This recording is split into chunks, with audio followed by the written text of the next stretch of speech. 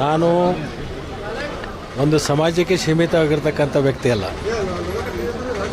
ಸರ್ವ ಸಮಾಜವನ್ನು ಒಟ್ಟಿಗೆ ತೊಗೊಂಡು ಹೋಗ್ಬೇಕಂತಕ್ಕಂಥ ಮನೋಭಾವನೆ ಇಟ್ಕೊಂಡಿರ್ತಕ್ಕಂಥ ಒಬ್ಬ ವ್ಯಕ್ತಿ.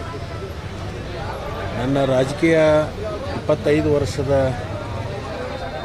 ಉದ್ದಕ್ಕೂ ಕೂಡ ಜಾತ್ಯತೀತವಾಗಿ ನಡ್ಕೊಂಡು ಬಂದಿರತಕ್ಕಂಥದ್ದು ಬಹುತೇಕ ನಿಮಗೆಲ್ಲರೂ ಅನೇಕ ಸ್ನೇಹಿತರಿಗೆ ಗೊತ್ತಿರ್ತಕ್ಕಂಥದ್ದು.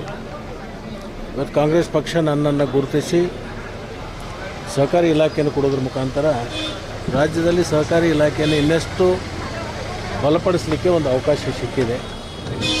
ಮುಂದಿನ ದಿನಮಾನದಲ್ಲಿ ಸಹಕಾರಿ ರಂಗವನ್ನು ಇನ್ನಷ್ಟು ಬಲಪಡಿಸೋದ್ರ ಜೊತೆಗೆ ಸಹಕಾರಿ ಕ್ಷೇತ್ರದಿಂದ ಸರ್ವರನ್ನು ಎಲ್ಲರನ್ನು ಒಟ್ಟಿಗೆ ಒಂದು ವ್ಯಾಪ್ತಿಗೆ ತರಬೇಕಂತಕ್ಕಂಥ ಒಂದು ಹಂಬಲವನ್ನು ಇಟ್ಕೊಂಡು ಕಾರ್ಯವನ್ನು ಮಾಡ್ತೀನಿ ಅಂತಕ್ಕಂಥ ಒಂದು ಮಾತನ್ನು ಹೇಳಲಿಕ್ಕೆ ಬಯಸ್ತೀನಿ.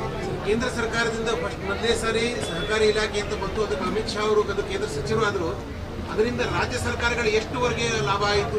ನಿಮ್ಮ ಡಿಪಾರ್ಟ್ಮೆಂಟ್ಗೆ ಯಾವ ರೀತಿ ಲಾಭ ಆಗ್ತಿದೆ ಅನ್ನೋದು? ಕೇಂದ್ರ ಸರ್ಕಾರದಿಂದ ಅಂಥ ವಿಶೇಷವಾಗಿರ್ತಕ್ಕಂಥ ಯಾವ ಯೋಜನೆಯೂ ಕೂಡ ನಮಗೆ ಇನ್ನೂ ತನಕ ಬಂದಿರತಕ್ಕಂಥ ಉದಾಹರಣೆಗಳಿಲ್ಲ. ಮುಂದಿನ ದಿನಮಾನದಲ್ಲಿ ನೋಡೋಣ. ಕೇಂದ್ರ ಸರ್ಕಾರ ಪ್ರತ್ಯೇಕವಾಗಿರ್ತಕ್ಕಂಥ ಸಚಿವಾಲಯ ಮಾಡಿದೆ.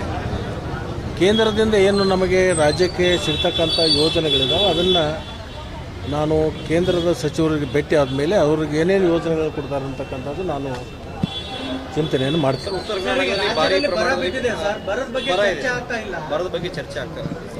ವಿರೋಧ ಪಕ್ಷದವರು ಬಹುಶಃ ಈ ಅಧಿವೇಶನ ಪೂರ್ವದಲ್ಲಿ ಅನೇಕ ತಂಡಗಳನ್ನು ಮಾಡಿದರು. ಇಡೀ ರಾಜ್ಯಾದ್ಯಂತ ನಾವು ಬರಗಾಲದ ಬಗ್ಗೆ ನಾವು ಅಧ್ಯಯನ ಮಾಡ್ತೀವಿ, ಅಧಿವೇಶನದಲ್ಲಿ ಅದರ ಗಮನವನ್ನು ಸೆಳಿತೀವಿ, ಸರ್ಕಾರಕ್ಕೆ ಅದನ್ನು ಒಂದು ವರದಿಯನ್ನು ಮುಟ್ಟಿಸ್ತೀವಿ ಅಂತಕ್ಕಂಥ ಮಾತನ್ನೇ ಹೇಳಿ ಓಡಾಡಿರ್ತಕ್ಕಂಥದ್ದು ನೀವು ಕೇಳಿದ್ದೀರಿ. ಸುಮಾರು 4-5 ದಿವಸ ಇವತ್ತು ಅಧಿವೇಶನ ಕಾಲಹರಣ ಆಗಿದ್ದು ನೋಡಿದ್ದೀವಿ. ಒಂದು ವ್ಯಕ್ತಿಯ ವಿಷಯವೇ ಇಟ್ಕೊಂಡು ಅವರು ಹೋರಾಟ ಮಾಡ್ತಕ್ಕಂಥದ್ದು ವಿರೋಧ ಪಕ್ಷಕ್ಕೆ ತಮ್ಮ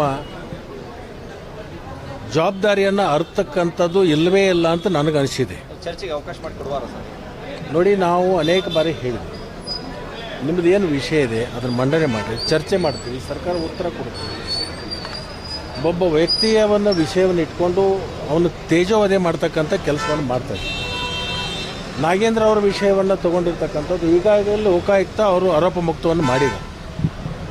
ಅವ್ರ ಹತ್ರ ಇನ್ನೇನು ಅದರ ದಾಖಲೆ ಇದ್ದರೆ ಅದನ್ನು ಮಂಡನೆ ಮಾಡಬೇಕು, ಚರ್ಚೆ ಮಾಡಬೇಕು, ಅದಕ್ಕೆ ಸರ್ಕಾರದಿಂದ ಉತ್ತರ ಪಡ್ಕೋಬೇಕು. ಬಿಟ್ಟು ಇವತ್ತು ಸುಮಾರು 1 ವಾರದಿಂದ ಕಾಲಹರಣ ಮಾಡಿರ್ತಕ್ಕಂಥದ್ದು ನೋಡ್ತೀವಿ.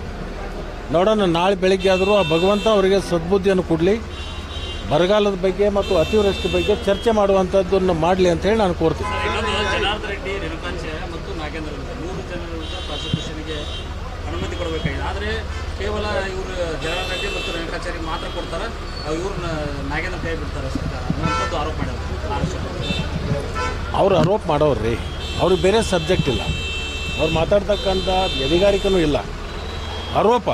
ಆರೋಪಕ್ಕೆ ಅದಕ್ಕೆ ಅರ್ಥ ಇರೋದಲ್ಲ. ಒಂದು ಸರಿ ಆರೋಪ ಮಾಡಿದ ಮೇಲೆ, ಆರೋಪ ಸಿದ್ಧ ಆದಮೇಲೆ ಅದಕ್ಕೆ ಏನಾದರೂ ಅರ್ಥ ಇರುತ್ತೆ. ಆರೋಪಕ್ಕೆ ಇನ್ನೂ ಯಾವುದೇ ಒಂದು ಸಿದ್ಧ ಆಗೇದೇ ಇಲ್ಲ ಮತ್ತು ಲೋಕಾಯುಕ್ತ ಈಗಾಗಲೇ ರಿಪೋರ್ಟ್ ಕೊಟ್ಟಿದೆ, ಅವರು ಅದರಲ್ಲಿ ಯಾವುದೇ ಇಲ್ಲ ಅಂತಕ್ಕಂಥ ಅದನ್ನು ಅರ್ಥ ಮಾಡ್ಕೋಬೇಕು. 21ನೇ ತಾರೀಕು ಸಚಿವ ಸಂಪುಟ ಸಭೆಯಲ್ಲಿ 5% ಪಾರ್ಕ್ ಜಾಗನ ಸರ್ಕಾರ ಸುರಂಗ ಮಾರ್ಗ ಇನ್ನಿತರ ಕಾರ್ಯಕ್ಕೆ ಬಳಸ್ಕೋಬೇಕು ಅಂತೇಳಿ ಒಂದು ಅನುಮೋದನೆ ಸಿಕ್ಕಿದೆ. ಅದು ಇನ್ನೂ ಚರ್ಚೆಯಲ್ಲಿದೆ. ಅದನ್ನು ಮುಖ್ಯಮಂತ್ರಿಗಳು ಭಾಳ ಅದನ್ನು ಮುತುವರ್ಜಿ ವಹಿಸ್ತಾ ಇದ್ದಾರೆ. ಬೆಂಗಳೂರು ದನದಟ್ಟಣೆಯನ್ನು ತಟ್ಟಿಸಲಿಕ್ಕೆ, ಅದನ್ನು ತಡಿಲಿಕ್ಕೆ ಅನೇಕ ಯೋಜನೆಗಳನ್ನು ರೂಪಿಸಿದ್ದಾರೆ. ಮುಂದಿನ ದಿನಮಾನದಲ್ಲಿ ಅದು ಕಾರ್ಯರೂಪಕ್ಕೆ ಬರ್ತದೆ.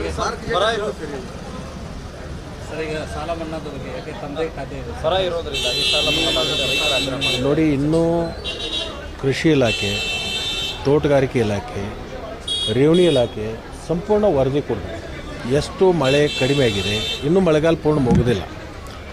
ಮುಂಗಾರಿ ಮುಗಿದಿದೆ, ಹಿಂಗಾರಿ ಇನ್ನೂ ಆಶಾದಾಯಕ ಇದೆ. ಈ ಹಿಂಗಾರಿ ಮುಗಿದ ಮೇಲೆ 3 ಇಲಾಖೆಯವರು ಸರ್ಕಾರಕ್ಕೆ ವರದಿ ಕೊಟ್ಟ ಮೇಲೆ ಆಮೇಲೆ ಅದು ಸಚಿವ ಸಂಪುಟದಲ್ಲಿ ಮುಖ್ಯಮಂತ್ರಿಗಳು ಚರ್ಚೆ ಮಾಡ್ಕೊಂಡು ತೀರ್ಮಾನ ಮಾಡ್ತಾರೆ. ಬಹುತೇಕ ಮೋಡ ಬಿತ್ತನೆ ಆಗಬೇಕು ಅಂತಕ್ಕಂಥ ಅನೇಕ ಭಾಗಗಳಿಂದ ರೈತರ ಬೇಡಿಕೆ, ಅದನ್ನು ಮುಖ್ಯಮಂತ್ರಿಗಳು ಚಿಂತನೆಯನ್ನು ಮಾಡ್ತಾರೆ.